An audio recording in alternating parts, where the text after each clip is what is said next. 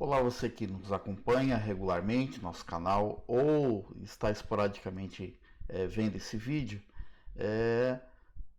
Então, o objetivo nosso hoje, do nosso estudo hoje, seria ajudar, né? Eu me proponho hoje a ajudar aquelas pessoas que estão fazendo a leitura da Bíblia, né? Seja ela de capa a capa, né? Algumas pessoas têm aí um plano de leitura, né? Ou não, você lê esporadicamente a Bíblia. E então eu me proponho hoje a ajudar você, né? Nós estamos no meio de a pandemia, algumas vezes não podemos, ou por decreto ou por fazer parte do grupo de risco, não podemos ir presencialmente à escola dominical, à igreja. Então, a melhor atividade que tem para o cristão nessa época, né, de ficar em casa, é reservar aquele momento de sossego e ler a Bíblia, né? Então, eu me proponho hoje a ajudar você nessa tarefa. Então vamos lá. Então, leitura da Bíblia. Primeira coisa que a gente precisa entender é como é que a Bíblia está organizada. Por que ela, por que os livros da Bíblia estão na ordem que estão, né? Então, a Bíblia, nós sabemos que ela é dividida entre Antigo e Novo Testamento, né? Então, temos aí o Antigo Testamento, que antes, as histórias antes de Jesus, né? Desde a criação, né? Até o último profeta. Depois temos um período interbíblico, né? Um período em que nenhum profeta foi inspirado por Deus, né? E depois nós temos o Novo Testamento, né? Que é desde os evangelhos que narram o nascimento de Jesus, até um pouquinho antes, até o livro de Apocalipse, que fala das últimas coisas. E aí, dentro do Antigo Testamento, nós temos essas divisões, né? Nós temos o Pentateuco, que são os 5 primeiros livros da Bíblia, escritos por Moisés. Depois nós temos os livros históricos, aí temos também os livros poéticos, né? Então, históricos são aqueles que contam a história de Israel, narram a história de Israel, né? Assim como no Pentateuco também há uma narrativa, né? Mas os históricos também têm essa característica de narrar a história de Israel. Tem os poéticos, né? Que incluem os salmos, os livros de sabedoria, né? Cantares de Salomão, provérbios, né? E depois nós temos os profetas maiores e os profetas menores. Profetas maiores e menores não é maior ou menor pela importância, a maior importância ou menor importância, né? Existe essa divisão maiores e menores pelo volume escrito, né? Então a gente tem profetas maiores aí, como por exemplo Isaías, Jeremias, né? São profetas maiores, escreveram mais, e outros, né? E mais alguns nós vamos ver já. E os profetas menores, né? Que são aqueles livros de profetas, mas são pequenininhos, certo? No Novo Testamento, a divisão que a gente tem no Novo Testamento são os evangelhos, né? Então nós temos os 4 evangelhos, né? Mateus, Marcos, Lucas e João. E nós temos o livro histórico, que é Atos, né? Temos as epístolas paulinas, são aquelas cartas que Paulo escreve às igrejas. As epístolas gerais, que são aquelas epístolas, são aquelas cartas que não são de Paulo, não foram escritas por Paulo. E o livro de Revelação, que é o de Apocalipse, certo? Então essa é a divisão aí que nós temos aí da Bíblia por assunto.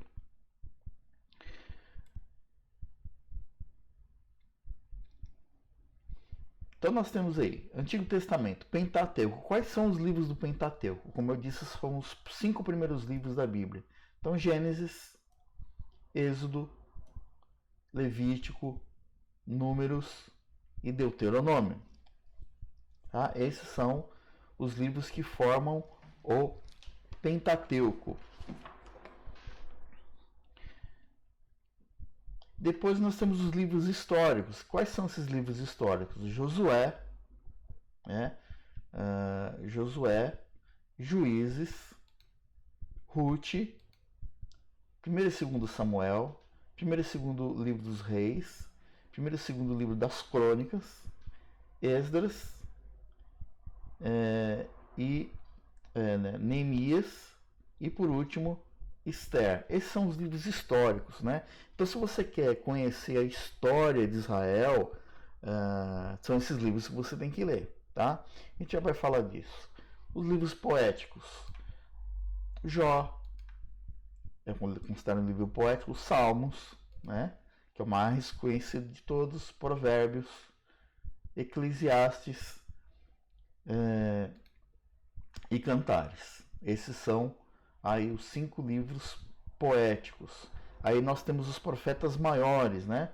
Os profetas maiores são Isaías, Jeremias, Lamentações, Ezequiel e Daniel. Esses são os que nós chamamos de profetas maiores, porque escreveram mais, né? Há mais escrito desses profetas. E os profetas menores, né? São Oséias, Joel, Amós, Obadias, Jonas, Miqueias, Naum, Abacuque, Sofonias, Ageu, Zacarias e Malaquias. São em muito mais número, né? Malaquias aí é o último profeta do Antigo Testamento. Depois dele há um período de cerca de 400 anos em que nada foi escrito, porque Deus não se revelou através de nenhum profeta. E depois aí começa o Novo Testamento. No Novo Testamento aí nós temos os evangelhos históricos, epístolas paulinas, epístolas gerais e revelação. Nos evangelhos nós temos Mateus, Marcos, Lucas. Mateus, Marcos, Lucas também são chamados de evangelhos sinóticos. Me desculpem. Evangelhos sinóticos, né? Porque eles são, assim, para não ser muito técnico, mas Mateus, Marcos, Lucas são evangelhos, digamos, mais paralelos, né? Mais parecidos, né? Acredita-se que há uma teoria de que eles quando foram escritos, eles tiveram uma única fonte, né? Então há variações entre esses 3 evangelhos, mas eles partem de uma única fonte, por isso a semelhança. E há um evangelho, o 4º evangelho, né? Que é o evangelho de João, que está fora desse grupo dos evangelhos sinóticos, né? Mas os 4 aí narram um nascimento, desde o nascimento ou um pouco antes, né? Por exemplo, Lucas vai falar um pouco antes ainda do nascimento de Jesus, vai começar pela gravidez de Isabel. Isabel está grávida de João Batista, e depois, lá na frente, aí, um pouco mais adiante, temos aí o nascimento de Jesus, e aí todo o ministério de Jesus até a morte, crucificação e ressurreição, tá? Aí nós temos o livro histórico, um único livro histórico no Novo Testamento, que é Atos. Atos é continuação de Lucas, né? Então, quem escreveu Atos foi Lucas, né? Então, Lucas escreveu o que nós chamamos de Evangelho de Lucas, e continua isso contando a história da igreja no livro de Atos. Epístolas paulinas, nós temos Romanos,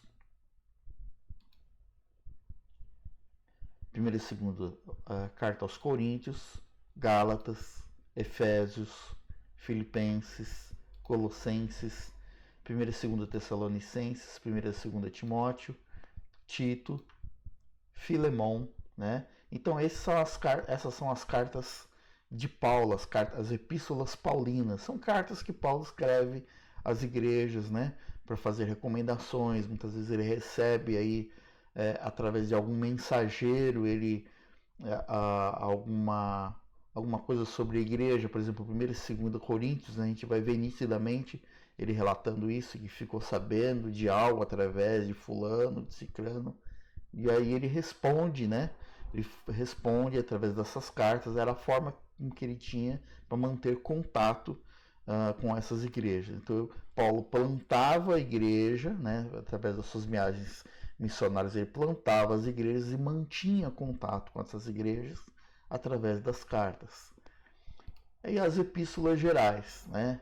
Hebreus, Tiago, 1ª e 2ª carta de Pedro, 1ª, 2ª e 3ª de João e Judas. Essas são as cartas que não foram escritas por Paulo. Hebreus, a gente não sabe qual é a autoria, o único livro do Novo Testamento que nós não sabemos a autoria. Há aí uma teoria de que fosse Paulo, mas inclusive na história, né, abrindo parênteses aqui na história do cânon, quando discutiram, havia discussão se Hebreus deveria ou não fazer parte da Bíblia.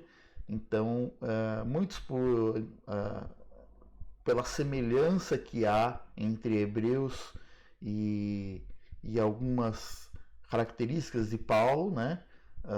Então se acreditou o livro de Hebreus a Paulo, né? A autoria dele a Paulo, né? Mas mas na verdade é um livro de autoria desconhecida, né? Aí temos Tiago. Tiago aqui é o irmão de Jesus, que depois que Jesus morre, né, e ressuscita, e Tiago tem um papel muito importante aí nos primórdios da igreja. 1ª, 2ª de Pedro, né, o apóstolo Pedro, 1ª, 2ª e 3ª de João. E essas cartas de João foram escritas aí a partir da ilha onde ele ficou ali recluso, que é a ilha de Patmos, onde também ele recebeu a revelação e escreveu o livro de Apocalipse, né? E Judas. E por último, o próprio Apocalipse, né? O livro de Apocalipse que fala das últimas coisas, né? Esse livro ele foi escrito, muita gente acha que esse livro foi escrito para nos mostrar como é que o mundo acaba, né? Mas na verdade o objetivo de Apocalipse não é esse. O objetivo de Apocalipse é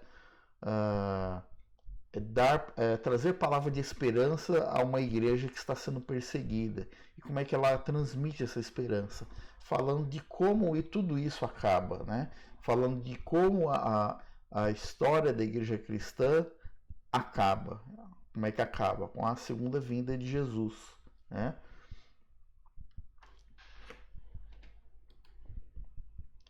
Então, resumindo, nós temos aí a Bíblia e ela é dividida aí dessa forma, né? Antigo, Novo Testamento. Aí nós temos as divisões por tipo, né? Por uma classificação literária da Bíblia. Mas essa ordem ela não é cronológica, ou seja, ela não está na ordem que as coisas acontecem, tá? E aí eu quero mostrar para você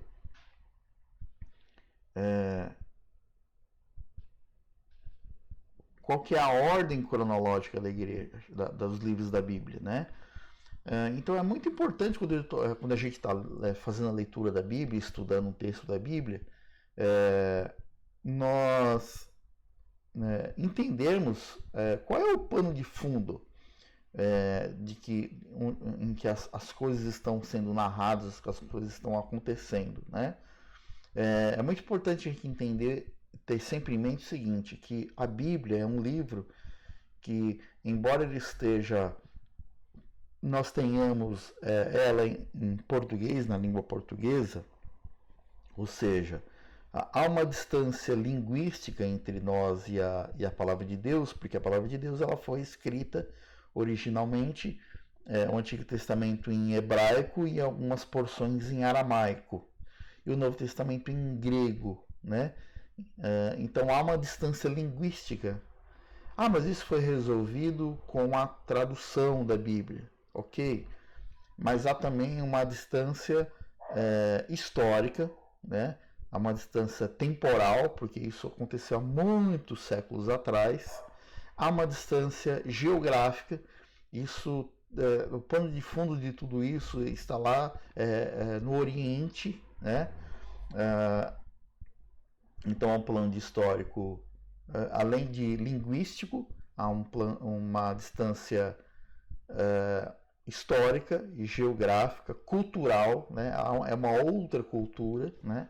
Isso foi escrito dentro de uma outra cultura. Então é importante nós entendermos, principalmente, quando eu estou lendo um livro da Bíblia, por exemplo, quando eu estou lendo Ageu, né? A gente vê lá, começa a ler lá Ageu e vê que Ageu está exortando, né, os seus compatriotas a reconstruírem a igreja, né? E ele fala duramente, a casa de vocês está bonita, mas a casa de Deus está aí destruída, está em ruínas, né?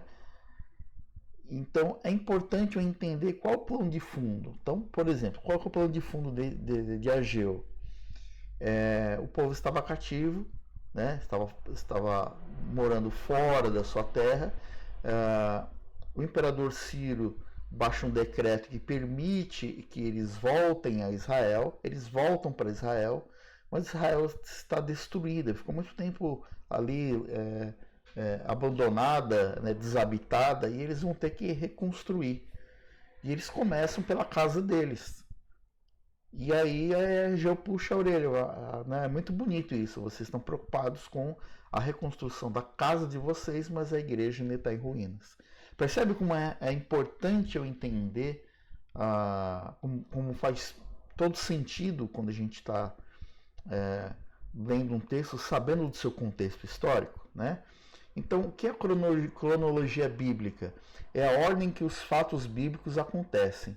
A linha histórica principal da Bíblia é como tudo começou, os principais fatos que aconteceram até Abraão, né? E depois Abraão tem um encontro com Deus e é prometido a ele uma grande nação, que é Israel. E isso vai se desenrolando através da vida de próprio Abraão, Isaac, Jacó. Depois vai falar da vida dos filhos de Jacó, né? São os israelitas, até Jesus, né? Passando aí pelos reis, né? Juízes, reis e tudo mais. Aí Jesus nasce e nós temos o Novo Testamento. Aí o Novo Testamento narra a vida e a morte de Jesus, o Cristo, a vida e obra dos apóstolos. Basicamente a Bíblia, assim, a grosso modo é disso que fala a Bíblia, né? Mas vamos entender um pouco melhor aqui, né? Então, nós temos aqui, eu recomendo para que você tenha um entendimento panorâmico da Bíblia, né? O que fala livro a livro, o contexto. Um livro que eu recomendo é esse Estudo Panorâmico da Bíblia. Mas eu quero mostrar aqui, quero aproveitar para mostrar para você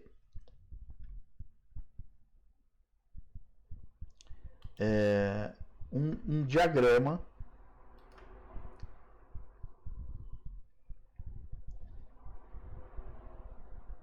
que mostra justamente a divisão cronológica dos livros da Bíblia. Olha só.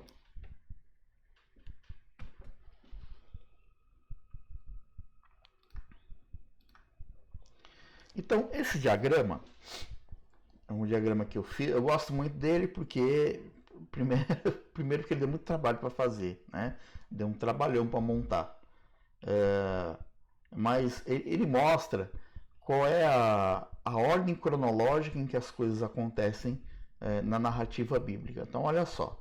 Então, você tem aí, nesse diagrama, você tem aí a espinha dorsal aí do nosso diagrama, que é essa parte que está em marrom no meio.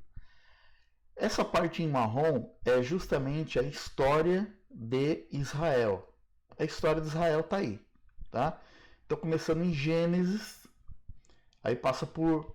Então, Gênesis, o que Gênesis vai narrar? Gênesis vai narrar, como o próprio nome Gênesis sugere, são as primeiras coisas, né? Então, a Bíblia começa com Gênesis, que são as primeiras coisas, e termina com Apocalipse, né? Que são as últimas coisas. Então, Gênesis vai mostrar desde a criação, Deus criando o universo, né? Criando as coisas. E aí começa aqui, estabelece, aí nós temos lá a desobediência de Adão e Eva. Deus faz um pacto com o homem, e diz que, e promete alguém que vai pisar a cabeça da serpente, né? E aí nós temos aí outros personagens aí de Gênesis. Nós vamos ter Noé, né? Nós vamos ter Noé, nós vamos ter aí a desobediência do povo, e Deus chama Noé e fala assim, construi uma arca, nós vamos colocar todos os animais dentro, vai ter um dilúvio, sua família vai ser salva, né? E aí cai, né? Aquela água, e todo mundo morre, e aí acaba o dilúvio. Aí aqui uma curiosidade, né? Deus estabelece uma aliança, não só com Noé, mas com toda a humanidade, de que nunca mais ele faria aquilo. E o sinal desta aliança de nunca mais haver dilúvio, né, é o arco-íris, quando a gente vê quando tem chuva, né, e termina a chuva e logo sai sol, e aparece aquele arco bonito no céu, é uma promessa que é feita, é um sinal, né, da promessa que Deus fez lá em Gênesis. Nós temos também o episódio da Torre de Babel, né, que tentam construir uma torre, né, para chegar ao céu, e aí Deus espalha aquele povo, e cada um passa a falar uma língua diferente, né? E nós temos aí também o início aí da vida de José, né? Nós temos a vida de José desde quando ele era criança até quando ele se tornou governador, e uma figura muito importante lá no Egito, né? E começa aí então, a partir de José, um crescimento da família de Abraão. Então a promessa vai se cumprindo, de modo que em Êxodo, quando começa o livro de Êxodo, nós temos uma grande nação dentro do Egito, né? Nós temos nós temos uma grande família. E aí que a família de Abraão, ela vai se tornar uma nação, porque aí Deus levanta Moisés, né? Aí temos também a narrativa aí da vida de Moisés. Moisés passa 40 anos no palácio, 40 anos no deserto, morando no deserto, e mais 40 anos peregrinando, né, no deserto, depois que ele consegue tirar o povo do Egito. E aí a narrativa lá de Êxodo, a gente bem conhece lá a história das pragas, né, do Egito, e Moisés consegue sair com o povo do Egito. Então ela se torna, a partir de então, ela não é mais só simplesmente uma família, ela passa a se tornar uma nação, e ela fica 40 anos, né, caminhando no deserto até chegar na Terra Prometida, né? Isso aí é narrado entre Êxodo, Números e Josué, tá certo? Então aí em Josué eles chegam finalmente na Terra Prometida. Mas por que 40 anos de peregrinação, né? Você vai ler lá, você vai entender. Não é porque era tão longe assim que precisava de 40 anos, né, de peregrinação, mas foi por causa de uma desobediência de Moisés, né? Eles ficaram ali andando no deserto por 40 anos. Se eles ficaram andando por 40 anos, é importante a gente ter em mente o seguinte, que as pessoas que saíram de Êxodo, né? Em Êxodo, partem do Egito, não são as mesmas, né? Que entram na Terra Prometida, tá certo? É uma outra geração. E aí em Josué nós temos lá a divisão, né, das 12 tribos, né, eles entram na Terra Prometida, né, eles ocupam a Terra Prometida e ocupam, né, ocupam ali a terra e ocupam numa divisão de 12 tribos. Embora estivessem divididos em 12 tribos, mas ele ainda aqui Israel ainda é uma só, né? Ela está dividida em 12 tribos, ou melhor, está organizada em 12 tribos, né? Mas ela ainda é uma nação só. Mais para frente haverá uma divisão. E aí, em Juízes, como é que a narrativa de Juízes começa? Josué já não está mais vivo. E em Juízes diz que cada um fazia o que bem entendia, né? Então há aqui um problema em Juízes que é o da idolatria. Por quê? Deus havia já dito muito antes que quando Israel ocupasse a terra, né, não era para se misturar com os vizinhos, né? Aliás, era para matar os vizinhos, era para mandar os vizinhos embora. Mas o povo de Israel não obedeceu e eles continuam ali, eles se relacionam ali com os vizinhos, né? Então há aí uma mistura de religiões e temos um problema de idolatria em Juízes. E aí nós temos os ciclos de Juízes. O que são os ciclos de Juízes? Então o povo vai lá, se rebela. Aí Deus manda um povo opressor para oprimir Israel. Aí ele se arrepende dos seus pecados, né, da sua idolatria. Aí ela refaz o seu compromisso com Deus, né, e Deus manda um libertador, que é um juiz, né, que são chamados de juízes. Aí manda um libertador. E aí a história vai se repetindo, porque em outro lugar ou em outra circunstância, né, às vezes às vezes na mesma circunstância, mas em outro lugar, ou no mesmo lugar, mas em outra circunstância, isso vai se repetir. Começa tudo de novo. O povo se rebela e começa tudo de novo. Aí levanta outro juiz. Então o livro de Juízes são vários desses ciclos, né? E até que em 1 Samuel nós vamos ter aí o povo de Israel olha para outras nações e vê que outras nações têm reis. E eles também querem um rei, né? Então eles falam para Samuel, nós queremos um rei, todo mundo tem rei, a gente quer rei também.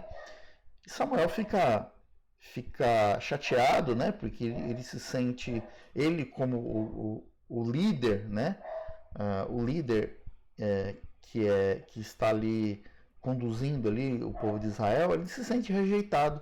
E Deus fala para ele, não fique tranquilo, Samuel, não é você que está sendo rejeitado, eu que estou sendo rejeitado, porque o que havia ali na época era um governo teocrático. Deus cuidava diretamente do seu povo, né? Deus governava diretamente o seu povo, mas eles querem um rei.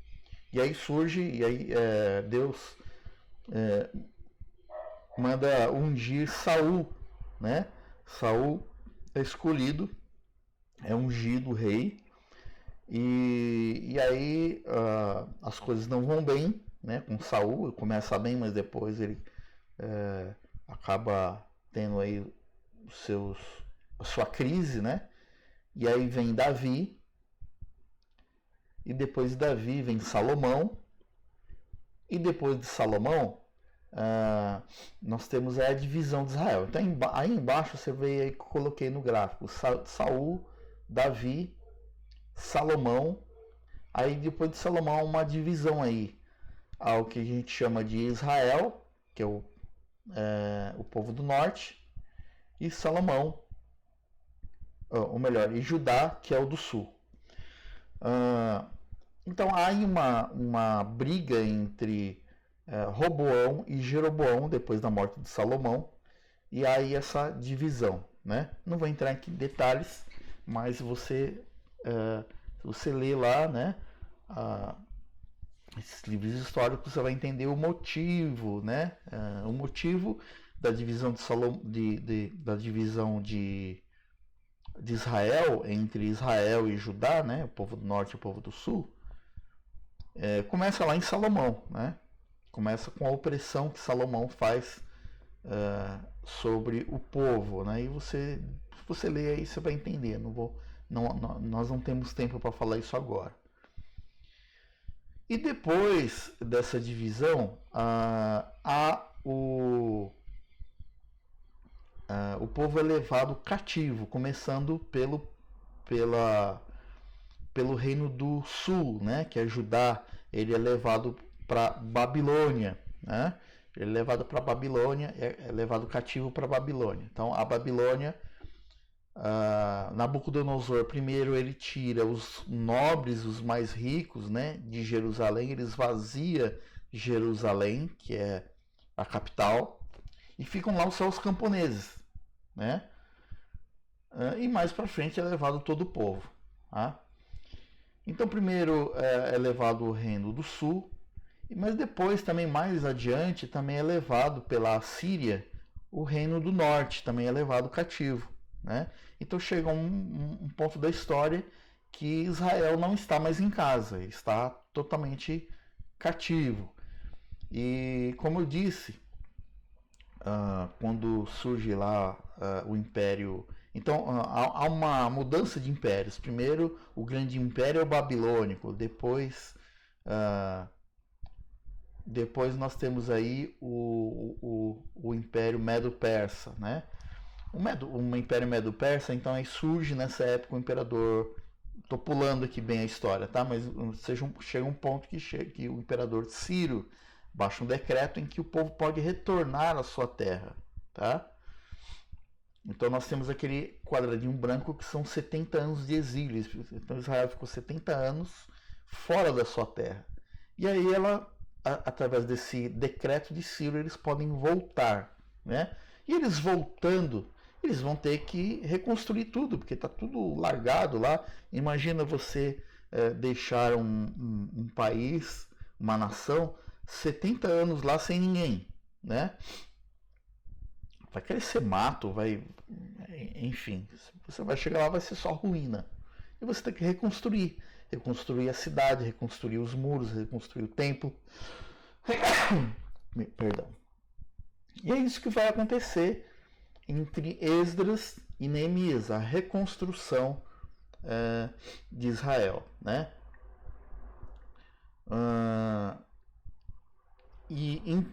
Então essa é a história, o resumo, mas bem resumido mesmo, da história de Israel, né?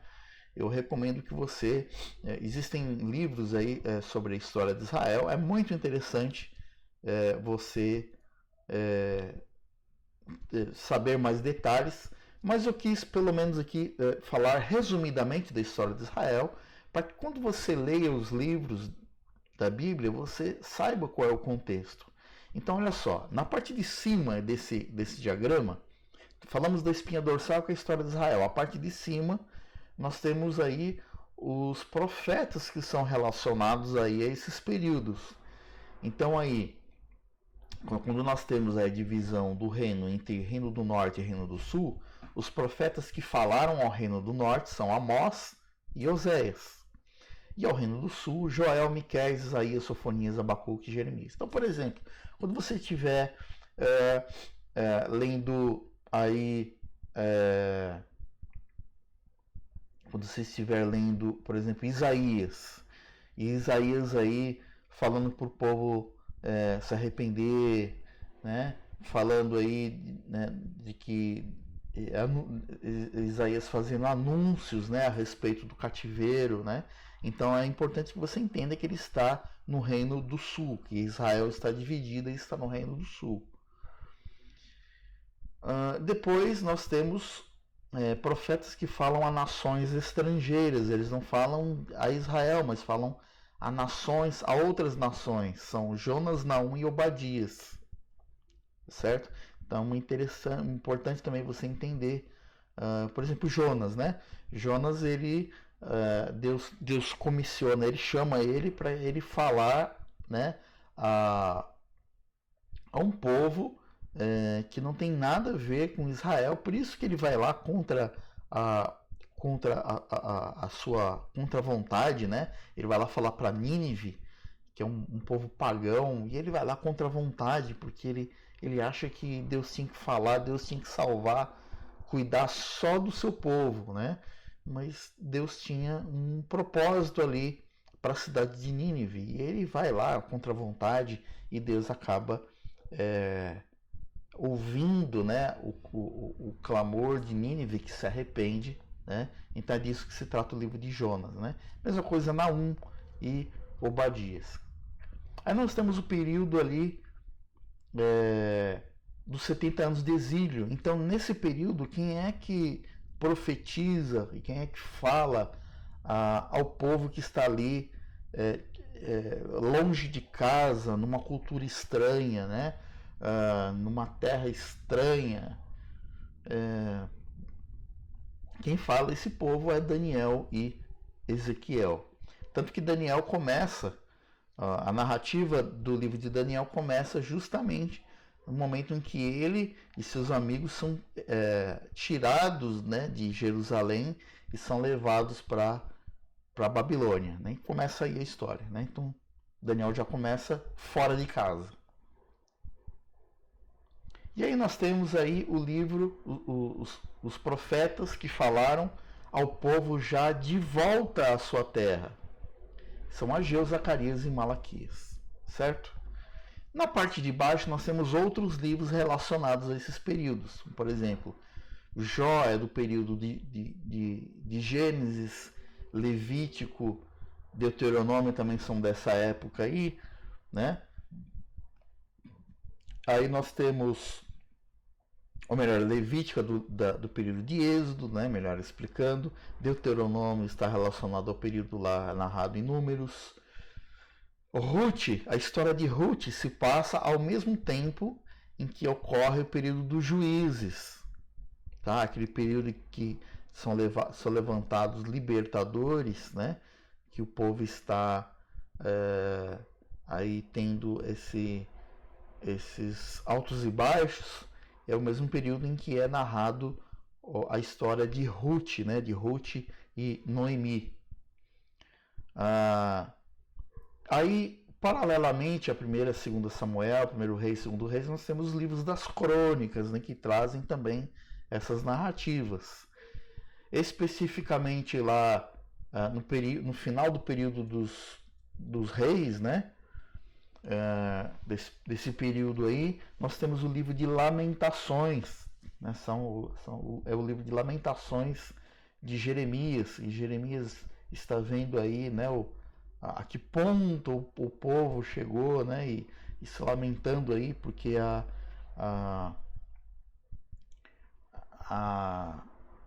o castigo de Deus, né, a disciplina de Deus através do exílio é uma realidade agora.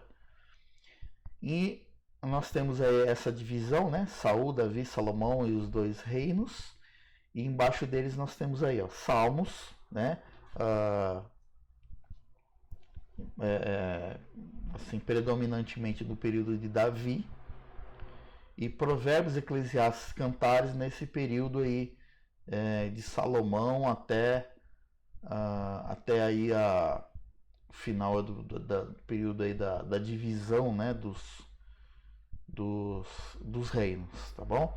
E lá no final Esther, né, a história aí de Esther, que é um livro curioso, porque é um livro que ele não fala explicitamente o nome de Deus, mas se você lê, você percebe ali Deus constantemente presente, né, cuidando ali da história, né, da condução da história do seu povo. Então nós vemos ali, o livro de Esther, ele corresponde ao período ali do livro de Esdras, ok? Então nós vamos ficar por aqui, mas o que é muito importante, que eu gostaria que você guardasse, é esse resumo da história de Israel, mas aqui está bem resumido mesmo, tá? Falei muito por cima, mas procure, né? Procure conhecer, né, a história de Israel, né? Nós temos muitos livros aí contando essa história. Esse livro que eu indiquei aqui, o Estudo Panorâmico da Bíblia, ele vai falando livro a livro qual que é esse fundo, esse pano de fundo histórico, e ele conta a história numa forma, embora ainda seja panorâmico, né, mas uma forma muito mais aprofundada do que eu expus aqui. O meu objetivo aqui foi justamente você despertar em você a necessidade, a vontade de ler a Bíblia, entendendo o pano de fundo histórico. E isso faz toda a diferença, né? Então nós ficamos por aqui. Que Deus te abençoe e até a próxima.